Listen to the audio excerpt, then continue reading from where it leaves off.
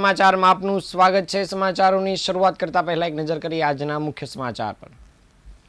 સુરતના નાસિરનગર ડિમોલેશન મામલે કોંગ્રેસના પ્રતિક ધરણા પીડિતોને ન્યાય આપવાની માંગ કરાઈ। પુણામાં યુવકની તીક્ષ્ણ હથિયારના ઘા ઝીકી હત્યા, પોલીસ દ્વારા તપાસનો ધમધમાટ શરૂ।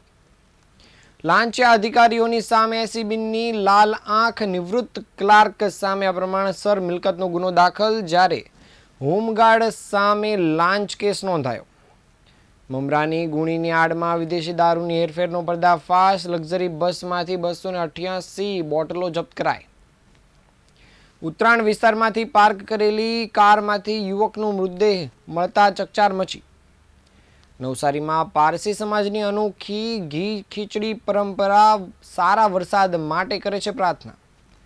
સમાચાર વિગતે જોઈએ। સુરત શહેરના નાસિરનગર ખાતે થયેલા વિવાદાસ્પદ ડિમોલેશન મામલે હવે રાજકીય ગરમાવો જોવા મળી રહ્યો છે। આ મુદ્દે પ્રદેશ કોંગ્રેસના નેતાઓ મેદાનમાં ઉતર્યા છે।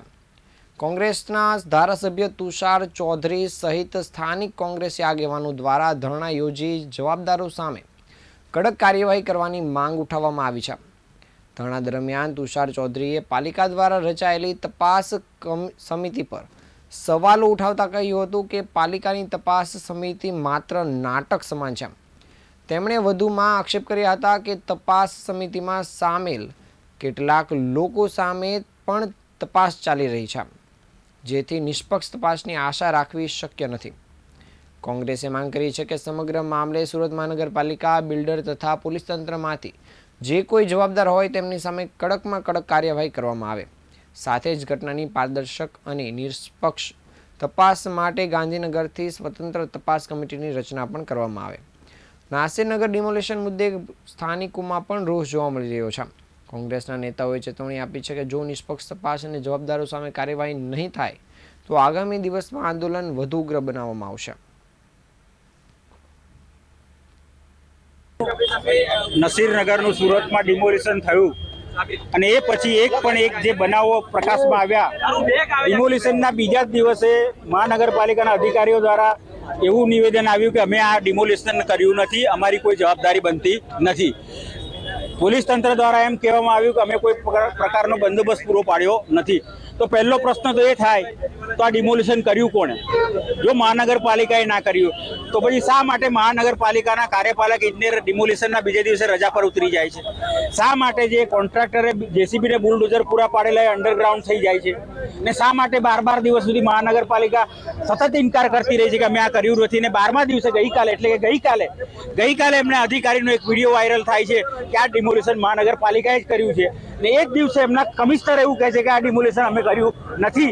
એનો મતલબ સ્પષ્ટ થાય છે કે બિલ્ડર સાથે મેળાપીપણામાં બિલ્ડરને આર્થિક ફાયદો કરાવવા માટે મહાનગરપાલિકા અને પોલીસ તંત્ર દ્વારા આ ડિમોલિશન કરવામાં આવ્યું છે। તો અમારી પહેલી માંગણી તો એ છે કે શું આ નસીરનગરના રહેવાસીઓને તમે કોઈ નોટિસ આપી હતી? તમે એ લોકોને કોઈ સમય મર્યાદા આપી હતી? શું તમે ડિમોલિશન કર્યા બાદ એ લોકો માટે કોઈ રહેવાની, જમવાની, ઊંઘવાની વૈકલ્પિક વ્યવસ્થાનું કોઈ આયોજન કર્યું છે?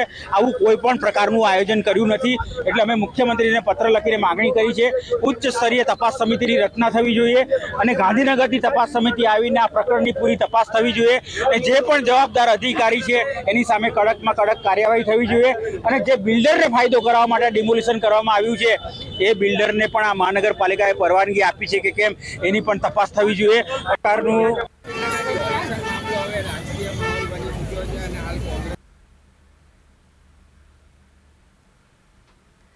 સુરતના પૂણાગામ તળાવ પાસે એક યુવાનની હત્યાથી ચકચાર મચી જવા પામી હતી। બનાવની જાણ થતાં જ પોલીસના ઉચ્ચ અધિકારીઓ ઘટનાસ્થળે પહોંચ્યા હતા અને આ સમગ્ર મામલે પોલીસે ગુનો નોંધી તપાસનો ધમધમાટ શરૂ કર્યો છે। મળતી માહિતી અનુસાર સુરત શહેરના પૂણાગામ તળાવ પાસેથી ગત સાંજે પસાર થઈ રહેલા એક યુવકને અજાણ્યા ઈસમે તીક્ષ્ણ હથિયારના ઘા ઝીકી હત્યા કરી હતી। આ ઘટનાને લઈને ત્યાં ચકચાર મચી જવા પામી હતી। બીજી તરફ હત્યાના બનાવની જાણ થતાં જ પૂણા પોલીસ સહિત ઉચ્ચ અધિકારીઓનો કાફલો પણ ઘટનાસ્થળે પહોંચ્યો હતો। પોલીસની પ્રાથમિક તપાસમાં મૃતક યુવકની ઓળખ 25 થી 30 વર્ષીય કરણ વાઘેલા તરીકે થઈ છે। મૃતક યુવક મૂળ પાલિતાણાનો વતની છે અને પોલીસે યુવકના મૃતદેહને હોસ્પિટલ ખાતે ખસેડ્યો છે। યુવકની હત્યા પ્રેમ પ્રકરણમાં થઈ હોવાની હાલ આશંકા વ્યક્ત કરવામાં આવી રહી છે। આ બનાવમાં પોલીસે આરોપીઓને પકડવા માટે અલગ અલગ ટીમો બનાવીને તપાસનો ધમધમાટ શરૂ કર્યો છે.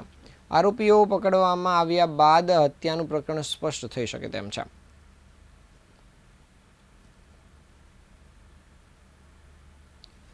સુરતમાં ભ્રષ્ટાચાર વિરોધી બ્યુરોએ લાંચિયા બાબુઓ અને સરકારી અધિકારીઓ સામે લાલ આંખ કરી છે. સુરત શહેર એસીબી પોલીસ સ્ટેશને તાજેતરમાં જ 2 મોટી કાર્યવાહી કરીને લાંચખોરોમાં ફફડાટ મચાવી દીધો છે. આ અંતર્ગત સુરત જિલ્લા પંચાયતના એક નિવૃત્ત સિનિયર ક્લાર્ક વિરુદ્ધ લાખો રૂપિયાની અપ્રમાણસર મિલકત વસાવવાનો ગુનો દાખલ કરાયો છે. જ્યારે અન્ય એક કિસ્સામાં ઉધના રેલવે સ્ટેશન પર ફરજ બજાવતા હોમગાર્ડ જવાન સામે લાંચની માંગણીનો ગુનો નોંધી કાયદેસરની કાર્યવાહી હાથ ધરવામાં આવી છે. એસીબીના ડબલ એટેકથી સરકારી આલમમાં ભારે ખળભળાટ મચી ગયો છે. જિલ્લા પંચાયતમાં સિનિયર ક્લાર્ક તરીકે ફરજ બજાવી ચૂકેલા અને હાલ નિવૃત્ત એવા દિલીપભાઈ પટેલ એસીબીની રડારમાં આવ્યા છે અને પ્રાથમિક તપાસ દરમિયાન તેમની પાસેથી દિલીપભાઈએ પોતાના ફરજ કાળ દરમિયાન ભ્રષ્ટાચારના માધ્યમથી મોટા પ્રમાણમાં ગેરકાયદેસર સંપત્તિ ભેગી કરી હતી. સરકારી સેવક હોવા છતાં તેમની પાસેથી કાયદેસરની આવકના સ્ત્રોત કરતાં પણ ઘણી વધારે મિલકત મળી આવતા જ તેની સામે તપાસનો દોર શરૂ કરાયો છે. જ્યારે અન્ય એક બનાવમાં જુનિયર હોમગાર્ડની સામે પણ ફરિયાદ નોંધવામાં આવી છે. હાલ ઉધના રેલવે સ્ટેશન ખાતે નોકરી કરતા શિવાજી ઉર્ફે શિવા ઉગલે વિરુદ્ધ હાલ કાયદેસરની કાર્યવાહી શરૂ કરાઈ છે. હોમગાર્ડ શિવાજી સામે નાગરિક પાસે ગેરકાયદેસર રીતે લાંચની માંગણી કરવાનો ગંભીર ગુનો દાખલ કરવામાં આવ્યો છે, જેના કારણે સુરત પોલીસ અને હોમગાર્ડ વિભાગમાં પણ ચર્ચા ચાલી છે.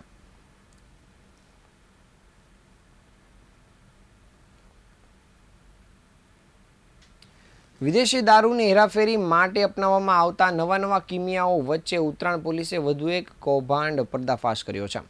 નવસારીથી કીમ તરફ જઈ રહેલી શ્રીરામ ટ્રાવેલર્સની લક્ઝરી બસમાં મમરાની ગુણીની આડમાં છુપાવીને લઈ જવાતો વિદેશી દારૂનો જથ્થો ઝડપી પાડવામાં આવ્યો છે. પોલીસે બસની તપાસ દરમિયાન મમરાની ગુણીઓમાંથી કુલ 288 વિદેશી દારૂની બોટલો કબજે કરી છે. જપ્ત કરાયેલા દારૂની કિંમત અંદાજિત 63,000 હોવાનું સામે આવ્યું છે. ઉપરાંત લક્ઝરી બસ સહિત 19 લાખનો મુદ્દામાલ જપ્ત કર્યો છે. આ મામલે પોલીસે બસના ચાલક મોહનલાલ મહિડા અને કંડક્ટર હિંમતસિંહ લંબાની ધરપકડ કરી પૂછપરછ શરૂ કરી છે. જ્યારે દારૂના જથ્થા સાથે સંકળાયેલા એક મુસાફરને વોન્ટેડ જાહેર કરાયો છે. પ્રાથમિક તપાસમાં સામે આવ્યું છે કે આરોપી મોહનલાલ મહિડા વિરુદ્ધ અગાઉ વલસાડ પોલીસ સ્ટેશનમાં મોટર વ્હીકલ એક્ટ હેઠળ ગુનો નોંધાઈ ચૂક્યો છે. સમગ્ર પ્રકરણમાં દારૂનો જથ્થો ક્યાંથી લાવવામાં આવ્યો અને કોને પહોંચાડવાનો હતો તે દિશામાં પોલીસે તપાસ શરૂ કરી છે.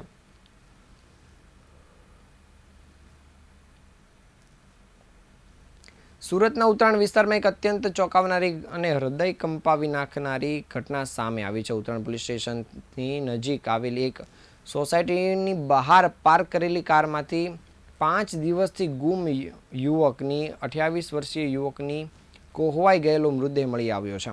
ઘટનાની ગંભીરતાને ધ્યાનમાં રાખીને પોલીસનો કાફલો ઘટનાસ્થળે દોડી આવ્યો હતો અને આ રહસ્યમય મોતના મામલે ઝીણવટભરી તપાસ શરૂ કરાઈ છે. મળતી માહિતી અનુસાર ઉત્તરાયણ પોલીસ સ્ટેશનની હદમાં આવેલી ઓમકાર રેસિડેન્સીની બહાર પાર્ક કરેલી એક વેગેનાર કારમાંથી ગઈકાલે મોડી રાત્રે એક યુવકનો મૃતદેહ મળી આવ્યો હતો.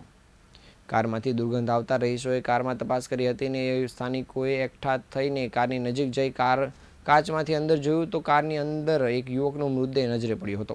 આ ભયાનક દ્રશ્ય જોતા સ્થાનિકોએ તાત્કાલિક પોલીસનો સંપર્ક કર્યો હતો. મળતી માહિતી અનુસાર ઉત્તરાયણ પોલીસની ટીમ પણ ઘટનાસ્થળે દોડી આવી હતી અને પોલીસે કારના દરવાજા ખોલી મૃતદેહને બહાર કાઢી જરૂરી પંચનામાની કાર્યવાહી હાથ ધરી અને આગળની તપાસ કામગીરી શરૂ કરી હતી. મૃતદેહ કોહવાઈ ગયેલી હાલતમાં હોવાના કારણે પ્રાથમિક દ્રષ્ટિએ યુવકનું મોત 2 થી 3 દિવસ પહેલાં થયું હોવાનું અનુમાન લગાવવામાં આવી રહ્યું છે. હાલ ઉત્તરાયણ પોલીસ દ્વારા પ્રાથમિક તપાસમાં દરમિયાન યુવક 28 વર્ષીય રવિ ચૌધરી હોવાનું સામે આવ્યું છે. રવિના પરિવારજનોના જણાવ્યા અનુસાર ગત 6 જૂનના રોજ અચાનક કોઈને કહ્યા વગર રવિ ગુમ થઈ ગયો હતો અને પરિવારે શોધખોળ શરૂ કરી હતી. જોકે 5 દિવસ બાદ રવિની આ પ્રકારે રહસ્યમય સંજોગોમાં મૃતદેહ મળી આવતા પરિવારજનો પર આભ તૂટી પડ્યું છે. ભારતમાં કુદરત અને વરસાદ સાથે જોડાયેલી અનેક લોક પરંપરાઓ આજે પણ જીવંત છે. નવસારીના પારસી સમાજમાં પણ વર્ષા રાણીને રીઝવવા માટે એક અનોખી અને ઐતિહાસિક પરંપરા આજે પણ જળવાઈ રહી છે. પવિત્ર બહમન માસના રોજ પારસી સમાજ દ્વારા ઉજવાતા ઘી ખીચડી તહેવારમાં બાળકો અને યુવાનો ઘરે ઘરે ફરી દાળ ચોખા અને ઘી એકત્રિત કરે છે અને સામૂહિક ભોજન યોજી સારા વરસાદ માટે પ્રાર્થના કરે છે. નવસારીમાં વસતા પારસી સમાજ દ્વારા દર વર્ષે પવિત્ર બહમન માસના રોજ ઘી ખીચડી તહેવારની ઉજવણી કરાય છે. આ પરંપરાની પાછળ એક ઐતિહાસિક દંતકથા પણ જોડાયેલી છે. કહેવાય છે કે ઈસવીસન 1801માં નવસારી અને આસપાસના વિસ્તારમાં ભયંકર દુષ્કાળ પડ્યો હતો. વરસાદના અભાવે લોકો ભારે મુશ્કેલીમાં હતા. તે સમયે પારસી સમાજના વડીલોએ ઘરે ઘરે ફરી દાળ ચોખા અને ઘી એકત્રિત કરી ખીચડી બનાવી હતી અને તેને શ્વાન સહિત જીવ માત્રને અર્પણ કરી વરસાદ માટે પ્રાર્થના કરી હતી. ત્યારબાદ વરસાદ વરસતા લોકોમાં ખુશીનો માહોલ હતો. આ ઘટનાની સ્મૃતિ રૂપે છેલ્લા 2 સદીથી વધુ સમયથી નવસારીમાં પરંપરા અવિરત રીતે જળવાઈ રહી છે. તહેવારના દિવસે પારસી સમાજના બાળકો, યુવાનો અને વડીલો ટોળીઓ બનાવી ઘરે ઘરે જાય છે અને દાળ ચોખા ઘી તેમજ તેલનું ઉઘરાણું કરે છે. ઉઘરાણું કરતી વખતે તેમની પરંપરામાં લોકગીત પણ ગવાય છે. આ લોકગીત માત્ર ગીત નથી, પરંતુ તેમની પ્રકૃતિ પ્રત્યેનો પ્રેમ અને વરસાદ માટેની પ્રાર્થના અને સામૂહિક એકતાનો ભાવ રજૂ કરે છે. તે જ રીતના નવસારી શહેરમાં વસતા પારસી સમાજના યુવાનો, વડીલો અને બાળકો આજ રોજ વિવિધ વિસ્તારમાં ઘરે ઘરે જઈ ઘી ખીચડી માટે વિવિધ વસ્તુઓ એકત્રિત કરી હતી.